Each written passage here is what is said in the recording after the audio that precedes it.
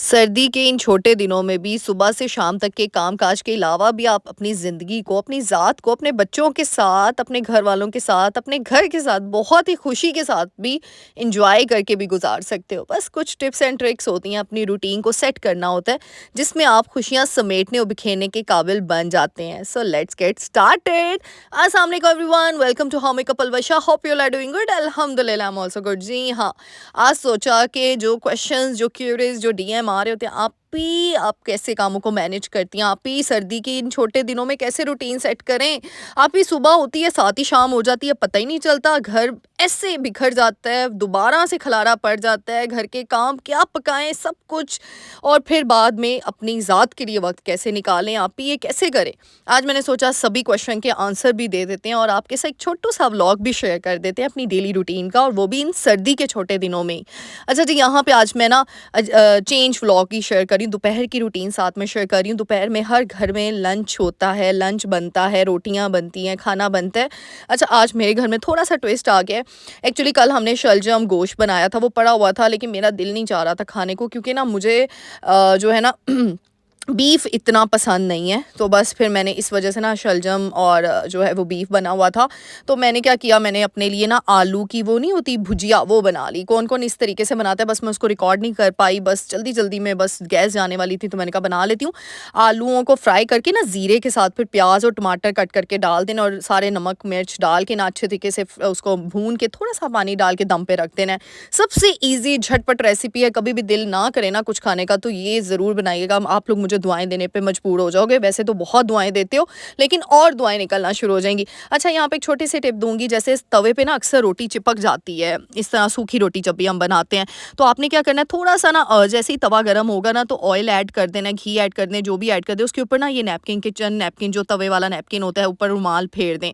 इससे जब ग्रीस हम कर लेते हैं ना उसको, इसको तवे को, तो इससे रोटी चिपकती नहीं, और बहुत फुली फुली रोटी और बड़ी मज़े की पतली सी रोटी बनती है। तो मैंने कहा एक छोटी सी टिप थी आपके साथ, दिल किया शेयर कर दूं अपनी बहनों के साथ, क्योंकि मुझे ऐसे लगता है हम होम मेकर जो सुबह से शाम तक के काम काज में हम इतनी एक्सपर्ट हो गए ना, कि टिप्स एंड ट्रिक्स खुद ही हम लोग निकाल लेते हैं, अब लोग खुद ही जुगाड़ी बन गई हैं। यानी हम, मुझे ऐसे लगता है ये टिप्स एंड ट्रिक्स कुछ भी नहीं होता, बस ये आपका दिमाग की खेल होती है। आप जिस काम में अपने लिए आसानी पैदा कर देना, बस वो आपकी टिप बन जाती है, वो आपकी ट्रिक बन जाता है। और हर होम मेकर ने, मुझे लगता है, बहुत सी चीज़ें अब तक ईजाद कर ली, अब तक बना ली हुई हैं। तो बस यहाँ पे सूखी रोटियां बना रही थी और साथ साथ गर्मा गर्म सबको देती रही। एक तरफ शलजम गोश्त बनाने के लिए गरम करने के लिए रखती है, एक तरफ मेरी भुजिया बनी हुई थी, और भुजिया मैंने इतनी बना ली थी कि चलो घर में किसी और का भी दिल किया तो वो भी खा लेगा। तो बस यहाँ अपनी रोटियां मैंने इस तरीके से ना, रोटी जिन्होंने नहीं अभी खानी थी उनकी रोटियां हॉटपॉट में रख दी, और जिन्होंने खानी थी उनको गर्मा गर्म देती रही। आज मैं बहुत ही मज़ेदार विंटर स्पेशल, मैं कहती हूँ हम सब की माएँ, मतलब माओं के हाथ का ना स्पेशल एक रेसिपी है, वो है गाजर के हलवे की। मुझे ऐसे लगता है हम सब की माएँ, मतलब हमसे हम अच्छा नहीं बना सकती गाजर का हलवा। हमारी माओं ने बहुत मज़े मज़े के गाजर के हलवे हमें पका पका के हमें खिलाए हुए हैं। लेकिन आज मैंने कोशिश की अपनी मामा की रेसिपी को क्रिएट करने की, क्योंकि मैंने लास्ट ईयर भी ये सर्दियों के जितने व्लॉग शेयर किए थे, उसमें जब भी मैंने गाजर का हलवा बनाया ना, अपनी मामा की रेसिपी का ही बनाया है। तो बस आज मैंने कहा अपनी मामा की रेसिपी शेयर करती हूँ आप लोगों के साथ, और झटपट स्टाइल और मज़ेदार सी यमी। अच्छा जी, यहाँ पे मैं आधी रोटी दोपहर को खाती हूँ, आजकल मैंने ये शुरू की हुई है, आधी रोटी सिर्फ। और आप लोग मुझसे पूछो थे, आप ही आपने अपने आप को कैसे मेंटेन किया। भाई मुझे भी नहीं पता, मुझे तो अपना मोटा लग रहा होता है, लेकिन अगर आप लोगों को मैं स्मार्ट लग रही हूँ तो थैंक यू सो मच, आपका बहुत शुक्रिया, क्योंकि अभी मेरा टारगेट है और लूज़ करने का। अच्छा, मैंने देसी घी लगा दिया, क्योंकि आलू की भुजिया, देसी घी वाली रोटी, ओ हो मज़ा आ जाता है। अब आपने कहना आप तो वेट रिड्यूस कर रही हैं, ऊपर से देसी घी खा रही हैं। भाई ये हमारी गलत सोच होती है कि देसी घी से वेट बढ़ता है। देसी घी इज़ अ गुड फैट, उसमें कोई उसका डिसएडवांटेज नहीं है, लेकिन हाँ उसकी क्वांटिटी, मुझे लगता है किसी भी अल्लाह की जो बनाई गई खुराक है ना, अल्लाह की बनाई हुई चीज़ों में कोई नुक्स नहीं है। हाँ, जब हम अपनी उसकी मियाद ज़्यादा कर देते हैं ना, किसी भी चीज़ की मियाद ज़्यादा हो जाती है, क्वांटिटी ज़्यादा कर देते हैं, उसकी रेशो को डबल कर ट्रिपल कर देते हैं ना, ज़्यादा मिसयूज़ कर देते हैं चीज़ों को, तब वो आपके लिए तबाही का बाइस बनती हैं। वरना अल्लाह ताला ने हर चीज़ किसी ना किसी मकसद के तहत बनाई, और वो आपको फ़ायदा ही देती है। मेरी तो ये सोच है, बाकी आप सबका क्या राय है मुझसे शेयर कीजिएगा। इसीलिए मैं अल्लाह ताला की हर नेमत को, हर चीज़ को बड़ा खुशी से, बड़ी शुक्रगुज़ारी से एक्सेप्ट करती हूँ, क्योंकि मुझे इतना पता है कि मेरे रब्बे कायनात ने जो भी इस कायनात में चीज़ बनाई है ना, चाहे वो लोग बनाए हैं, चाहे कुछ भी बनाया है, फल, पौधा, उसका कुछ ना कुछ मकसद है, कोई ना कोई मकसद है, और वो आपको आपके फ़ायदे के लिए ही है। हाँ, आज़माइशें आती हैं, कुछ लोग हमें लेसन देकर जाते हैं, सबक देकर जाते हैं, बट वो भी हमारा फ़ायदा होता है, वो हमें सिखा कर जाते हैं। क्योंकि अल्लाह ताला हमसे 70,000 माओं से ज़्यादा मोहब्बत करते हैं और मेरा रब हमेशा हमारे लिए वही करता है, जो हमारे लिए बेहतरीन होता है। इसीलिए इस बात पे पुख्ता यकीन करके हर काम किया करें, फिर देखिए आपके कामों में खुद ब खुद कामयाबी की तरफ आप लोग जाना शुरू कर देंगे। अच्छा, यहाँ पे मैंने चीनी पत्ती के डब्बे लास्ट व्लॉग में धो के रखे थे, पूरी रात वो ड्राई हो गए, खुश्क हो गए। आज मैंने कहा चीनी पत्ती इसमें डाल देती हूँ, फिर ये थोड़ी-सी बची हुई थी मेरे पास, ये ना ये बड़ा प्यारा-सा मैंने डेकोर आइटम रखे हुए हैं अपने काउंटर टॉप पे। मैंने कहा चलो इसके अंदर ही ना, मैं इस सेट के अंदर ही चीनी पत्ती डाल देती हूँ। कभी 1 चाय, 1 कप चाय, 2 कप चाय इंस्टेंट बनानी पड़ती है तो ड्रॉ खोलने की ज़रूरत नहीं पड़ेगी, बल्कि काउंटर टॉप पे ये खूबसूरत भी लग रहा है और ये चीज़ें यूज़ भी आ गई हैं।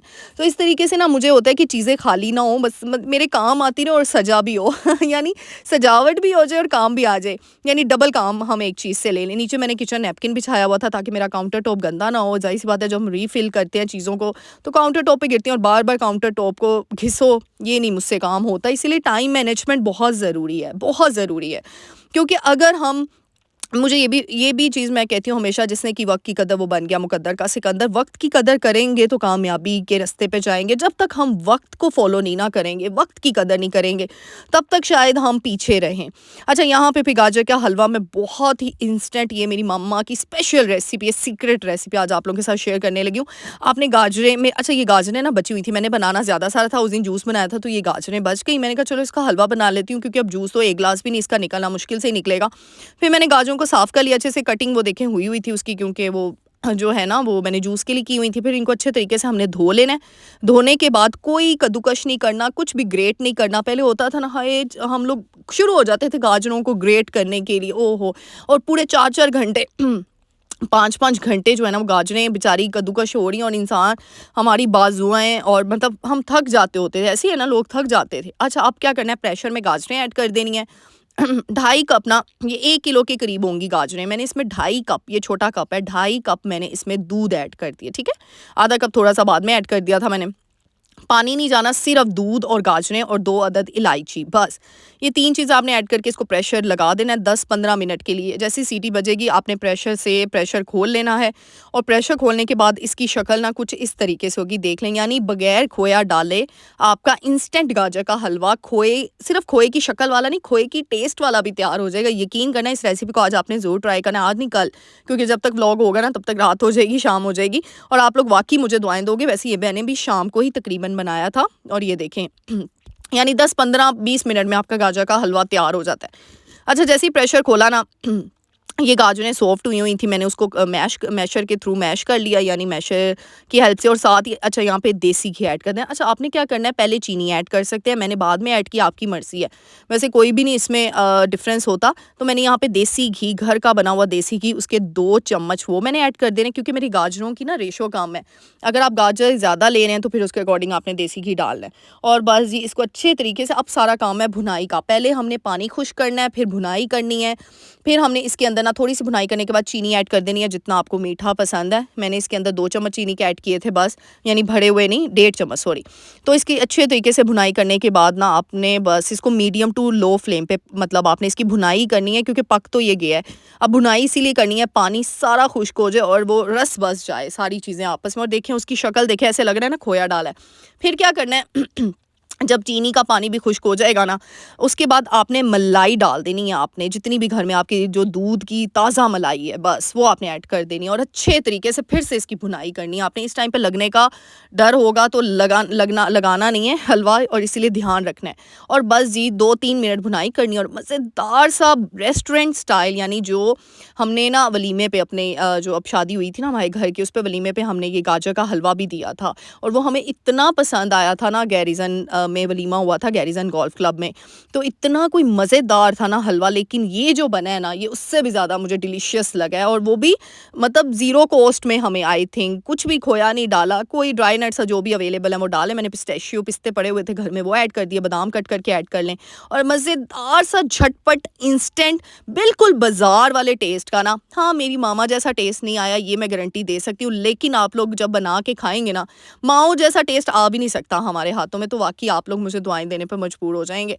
तो बस यहाँ पे घर के काम ख़त्म करके लंच वग़ैरह हो गया, तो हम होममेकर्स ने जब भी बाहर निकलना होता है ना, पहले घर के काम हमारी मेन प्रायोरिटी होती हैं। तो यहाँ पे मुझे बाहर निकलना था, ग्रोसरी कुछ चीज़ें लेकर आने वाली थी।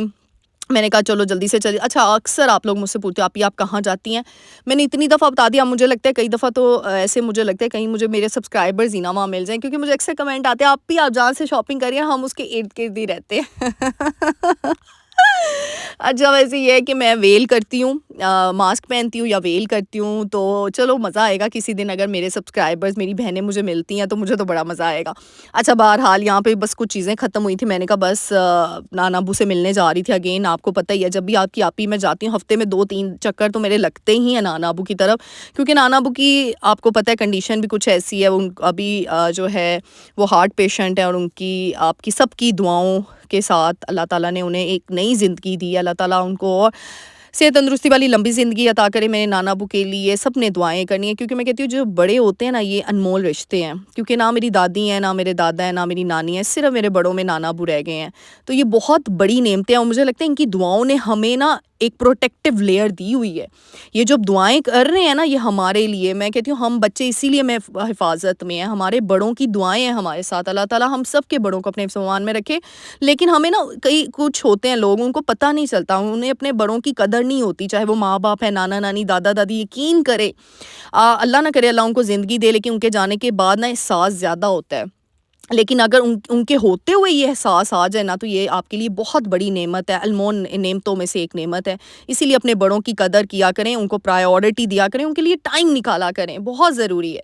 ताकि कल को आपकी नस्ल, जो आने वाली नस्ल होगी, वो आपके लिए टाइम निकाले, और टिट फॉर टैट तो इसी दुनिया में ही होना है। तो इस वजह से हमने वही करना है जो हमें फ़ायदा दे, जो इस दुनिया में भी और उस दुनिया में भी। इसीलिए मेरा हमेशा एक मैसेज होता है, बी पॉज़िटिव। बस किसी ने क्या किया, क्या कहा, गूंगे बहरे बन जाएं इस मामले में, दूसरों के मामले में जवाब देना ज़रूरी नहीं होता। कभी कभार जवाब अपने अल्लाह के लिए, अल्लाह की रज़ा के लिए छोड़ दिया करें। यकीन करें फिर अल्लाह ऐसा जवाब देते हैं उन बंदों को। मेरे साथ ये मेरा ज़ाती एक्सपीरियंस है, मैं आपके साथ क्या क्या शेयर करूं, प्राइवेसी इशू की वजह से भी ज़्यादा चीज़ें शेयर नहीं कर सकती। लेकिन मैं सही बताऊं, अल्लाह की रज़ा की खातिर जिस दिन आपने जवाब देना बंद कर दिया ना लोगों को, चाहे लोग जितना मर्जी बोले, जितना मर्जी बातें करें, अल्लाह के सुपुर्द कर दिया करें, अल्लाह के हवाले कर दिया करें।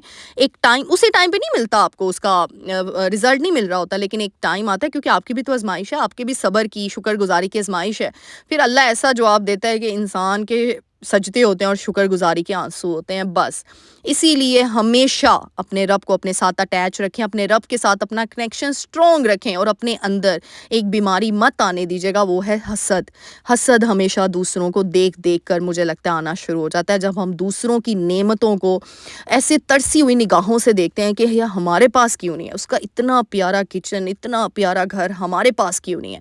फिर क्या होता है, आहिस्ता आहिस्ता, मैं तो इतने छोटे से घर में रह रही हूँ, मेरे पास ये चीज़ें क्यों नहीं है, यहाँ से फिर आपके अंदर फतूर आता है, फिर आपके अंदर नेगेटिविटी आती है, और फिर एक दिन हसद का शिकार हो जाता है वो इंसान। फिर जितना मर्जी अपने आप को पीछे कर ले, फिर बहुत आगे चला जाता है वो। इसीलिए हमेशा मेरा मोटिव होता है मैं कुछ ना कुछ सबक देख कर जाऊँ अपनी वीडियो में। अच्छा जी, यहाँ पे नेमत खाने से मैं कुछ चीज़ें लेकर आई थी, ब्रेड थे, रस थे, कुछ जूसेस ख़त्म हुए थे, बस इंस्टेंट चीज़ें मुझे लानी थी, वो ले आई। बाकर खानियाँ मुझे बहुत पसंद है, वो लेकर आई। अच्छा, यहाँ पे सर्दी अभी गई नहीं है लेकिन जाने वाली है, लेकिन फिर भी एक छोटी सी टिप दूँगी बच्चों को ना। हम क्या करते हैं, अभी तो मौसम चेंज हो गया, हम क्या करते हैं, चलो जी हम ईज़ी हो जाते हैं, अभी कौन-सा सर्दी रही है, नहीं, यही सर्दी बहुत लगती है बच्चों को। तो इस तरीके से ना ये लेगिन, ये इनर्स मिलते हैं बच्चों के ना। अब छोटे बच्चे जो हैं ना, मैं तो कहती हूँ 5-6 साल के बच्चों को भी इनर्स, मैं तो कहती हूँ बड़ों बड़ों को भी इनर्स पहनने चाहिए वाक़ई में, जितनी ठंड पड़ रही है। क्योंकि इस सर्दी को आप नॉर्मल ना लें, या ये रोम-पर मिलते हैं, आप ये इस तरीके से बाज़ार से मिलते हैं, ये आपके बच्चे बच्चियों के लिए बहुत अच्छे होते हैं और रीज़नेबल प्राइसेस में मिल जाते हैं। आप ये पहनाइए, देखिए सॉक्स पहनाने की भी ज़रूरत नहीं होती। बच्चे होते हैं ना अक्सर सॉक्स उतार देते हैं, तो इस तरीके से इनर्स पहनाएं, लेगिन पहनाएं, ताकि वो बिल्कुल सॉक्स वो उतार ही ना पाए। हाई नेक्स पहनाएं इस तरीके से, ये देखिए ऊपर कोट पहना दिया। इस तरह क्या होता है, बच्चा कवर्ड भी होता है। बाहर भी जाना है, जैसे मोहम्मद बेटा ने बाहर जाना होता है, तो मैंने इंस्टेंट इसके कोट रखे। उस दिन डॉक्टर के पास जाना था तो मैंने इसको ये कोट वेयर करवा दी। नीचे मुझे पता था, मैंने इनर्स पहनाए हुए हैं, इसको लेगिन हाई नेक पहनाई हुई है, तो जस्ट कोट पहनाया और मुझे था मेरा बेटा कवर्ड हो गया, और साथ कैप पहना दी, बस। तो इस तरीके तरीके से शर्ट्स भी आप यानी कुछ शर्ट्स होती है ना जिनके लॉन्ग स्लीव्स नहीं होते, तो नीचे अगर आपने हाई नेक पहनाई हुई है ना तो ठीक है, वो भी कवर हो जाता है। तो इस तरीके से बच्चों की ड्रेसिंग भी बहुत डिसेंट लगती है, क्योंकि बच्चों को ना हमने बचपन से ये चीज़ भी सिखानी है कि ये नहीं कि कुछ भी चीज़ पहन के वो बाहर चले जाएँ, नहीं, उनको एक आदत डालनी है कि वो साफ-सुथरे प्यारा बन के बाहर निकले, ताकि उसे पता हो कि उसने क्या करना है, क्या पहनना है। अब जैसे यहाँ पे देखिए नाइट वियर में मैंने इस तरह के ड्रेसेस रखे हैं, ये भी फुल स्लीव्स वाले ड्रेसेस होते हैं और थोड़े से मोटे स्टफ में हैं, क्योंकि बच्चे रात को क्या करते हैं, अक्सर ब्लैंकेट लेते ही नहीं हैं। वो ना रज़ाइयाँ हों, जो भी कंबल हो, वो उतार देते हैं। तो इस तरीके से ना मैंने 2 पीस जो आउटफिट्स हैं ना, अटायर्स हैं, मोहम्मद बेटा के लिए लिए हुए हैं। अच्छे भी लगते हैं, रात को अगर कोई आ भी जाए या बच्चा सुबह उठता भी है ना, तो एक अच्छी लुक आती है, बच्चा डिसेंट लगता है। तो ये छोटी-छोटी चीज़ें होती हैं, हम माँओं ने सिर्फ़ घर के काम-काज नहीं करने, ये भी चीज़ें करनी है। जैसे अब इसकी व्हाइट शर्ट है, इसके नीचे भी अगर मैं हाई नेक पहना दूँ, तो ये भी बड़ी डिसेंट सी लगती है पहनी हुई। तो इस तरीके से ना मुझे ज़्यादा ये होता है कि बच्चे को प्रोटेक्टिव भी कर दें, हम प्रोटेक्ट भी कर लें और साथ में बच्चा अच्छा भी लगना चाहिए, ताकि मुझे लगता है हम माँओं की जजमेंट हर चीज़ पे होती है, घरदारी, बच्चों की परवरिश और बच्चों का पहनावा भी, सारी चीज़ें मैटर करती हैं। तो बस इसीलिए मैं कहती हूँ हमेशा हम होममेकर ब्लेस्ड है, मल्टीटास्किंग जो है ना वो हमारे दिमाग में भी चल रही होती है, हाथों के साथ भी कर रहे होते हैं। जब मोहम्मद बेटा के पीछे से आवाज़ें आ रही होंगी, बस मुझे बुला रहा है। अच्छा, यहाँ पे ना फिर बस रात को हम लोगों ने सोचा, मैं घर आ गई थी बाहर से, फिर थोड़ा-सा रेस्ट वेस्ट किया, मोहम्मद बेटा के साथ क्वालिटी टाइम स्पेंड किया और उसके बाद फिर हमने रात को फ़िश मँगवा ली। सर्दियों की सौगात, अगर मछली नहीं खाई और वो भी फ़ेमस जगहों से जहाँ पे बड़ी मज़े की बनती है। अच्छा, इस बार मैंने घर पे नहीं बनाई, नहीं तो लास्ट ईयर मैंने घर पे रेसिपी शेयर की हुई है। बस इस बार ना फ़िश की तरफ फ़ोकस ही नहीं हो पाया। आपको पता था पहले शादी की तैयारियों में, फिर शादी, अब तो सर्दी जाने वाली है, तो बस घर वालों ने क्या-क्या इतनी मेहनत करनी है, चलो बाहर से मँगवाते हैं। तो बस फिर हम सब ने नान और ये मछली बड़ी फ़ेमस मिलती है, तो ये वहाँ से हमने ऑर्डर करवा ली, आ गई और बस साथ में कोल्ड ड्रिंक और चटनियाँ। ये छोटी-छोटी एन्जॉयमेंट होती है, मैं इसीलिए कहती हूँ कामों को बोझ मत समझ के किया करें, अपने लिए ये एन्जॉयमेंट होती है, छोटी-छोटी खुशियाँ होती हैं। मुझे ऐसे लगता है कि अपने आप को खुश करना है, अपने आप को भी कभी-कभी हम ट्रीट दे सकते हैं, अपने लिए कोई चीज़ खरीदना है, अपने इस जो है वो उसमें जो भी सेविंग हमने की है, तो ये जब एक होम मेकर खुश रहे, मुझे ऐसे लगता है अगर हम खुश हैं ना, हमारे बच्चे खुश हैं, हमारे घर वाले खुश हैं, हमारे घर की एक-एक ईंट खुश होती है हमें खुश देखते हुए, क्योंकि उस घर की ईंट की बुनियाद हम होम मेकर्स ने रखी होती है। हम होम मेकर्स ही हैं जो घर को बनाती भी हैं, संवारती भी हैं और उसे सजाती भी हैं। इसीलिए मैं हमेशा कहती हूँ एक होम मेकर को हमेशा खुश रहना चाहिए। स्ट्रेस, एंग्जायटी, डिप्रेशन, परेशानियाँ आती हैं, लेकिन अल्लाह की रज़ा की खातिर लोगों को छोड़ दिया करें, माफ़ कर दिया करें, अपने दिल का बोझ हल्का कर लिया करें। जब हम दूसरों को माफ़ कर, क्योंकि देखिए दूसरों का कुछ भी नहीं जा रहा। अगर हमने किसी को माफ़ नहीं ना किया और किसी की नेगेटिविटी अपने दिल में लेके बैठे हो, हाय उसने मेरे साथ ये कर दिया, हम खुद ही अपने आप को भारी कर रहे हैं। हमारा दिल भारी हो जाता है, जिससे हमारी रातों की नींद हराम हो जाती है, जिससे हमारा ज़मीर मुतमिन नहीं होता, क्योंकि हम नेगेटिव हो जाते हैं, हम बदसकूनी में आ जाते हैं। इसीलिए अपने आप को सुकून देने की खातिर भी लोगों के गिले शिकवे दूर करने और अल्लाह की रज़ा की खातिर अल्लाह के हवाले कर दिया करें लोगों को। हाँ, कुछ लोग होते हैं जो बड़ा दिल दुखाते हैं, उनको तो डायरेक्ट हवाले करें ना अल्लाह के, फिर देखें अल्लाह ताला कैसा सिला आपको देता है, कैसे आपको सुरखरू करता और उन लोगों का अंजाम आपको दिखाता। एक दिन, एक वक्त, एक आसा, एक आज लिख लें आपकी आप ही पलवशा ने आपको कह दिया।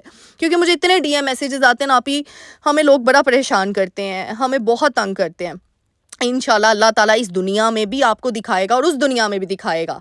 तो ऐसे लोगों का बहुत बुरा हाल होगा, इसीलिए आपको टेंशन लेने की ज़रूरत ही नहीं, क्योंकि ऐसे नेगेटिव लोगों ने, बुरे लोगों ने अपने लिए खुद ही गड्ढा खोद लिया हुआ है। आप खुश रहा करें, खुश रहा करें, ताकि आपके घर की हर चीज़ महकती दमकती हो और अपने घर वालों के साथ खुशियाँ एंजॉय किया करें, क्योंकि ये ज़िंदगी अल्लाह की तरफ से दी गई नेमतों में से एक नेमत है। इसका शुक्र अदा करें, अल्लाह ताला का करोड़ों दफ़ा शुक्र अदा किया करें अपनी एक-एक नेमत का, अपनी एक-एक चीज़ का। फिर देखिए अल्लाह ताला कैसे आपको, आपके ऊपर और ब्लेसिंग, लेकिन वो शुक्राना जो है ना वो दिल से करना है, सिर्फ ऊपर से नहीं करना, क्योंकि अल्लाह नियतों का अजर देता है। उम्मीद करूँगी आज की वीडियो अच्छी लगी होगी। मिलते हैं नेक्स्ट वीडियो में। टिल देन अल्लाह हाफ़िज़।